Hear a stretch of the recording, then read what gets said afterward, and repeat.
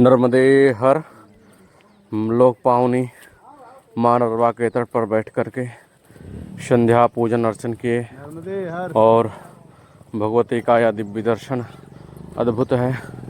भगवती के किनारे पार्थिव पूजन और माँ नर्मदा का पूजन करने के पश्चात में आगे की ओर बढ़े और आगे बढ़ने के पश्चात दो माइयाँ मिली जो माँ नर्मदा परिक्रमा वासियों की सेवा करती हैं, भोजन प्रसाद और सब कुछ करती हैं।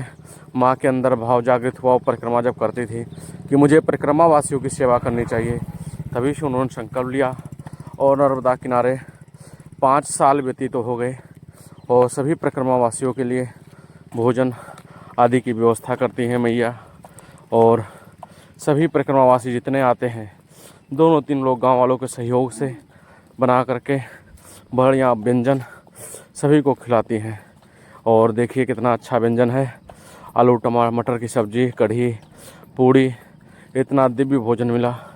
और फिर आगे की ओर बढ़े, आगे की ओर चलते चलते लोग पावनी माँ नर्मदा के किनारे तटों पर चलते चलते रहे। कहते हैं माँ नर्मदा वैराग्य देती हैं, गंगा ज्ञान देती हैं और यमुना भक्ति देती हैं। तो ज्ञान और भक्ति से परिपूर्ण व्यक्ति को माँ नर्मदा के लिए, वैराग्य के लिए यहाँ आना ही पड़ता है। और आगे चलते चलते और कुछ दूर पहुँचे। कुछ दूर पहुँचने के पश्चात धीरे धीरे रास्ते में एक मार्ग आया जहाँ पर पार करना कठिन और मुश्किल जान पड़ता था।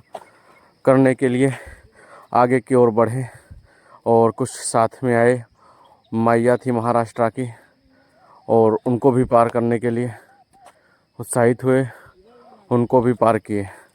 हमारी ये हिमल शास्त्री जी हैं, ये भी पार कर रहे हैं। देखिए ऐसे नर्मदा यात्रा में नाला छोटे मोटे आते रहते हैं, छोटी मोटी नदी आती रहती हैं जिसे पार करना होता है। ये महाराष्ट्र की माता हैं, इनको पार करने में संकोच हो रहा था, सोच कैसे पार होगा। तो हमारे मित्र हिमल शास्त्री जी ने माँ को नहर के नाले के उस पार हाथ पकड़ के कराया और फिर आगे और धीरे धीरे कदमों से चले। नर्मदा मैया की परिक्रमा देखिए कितने भक्ति भाव से कितने लोग करते हैं।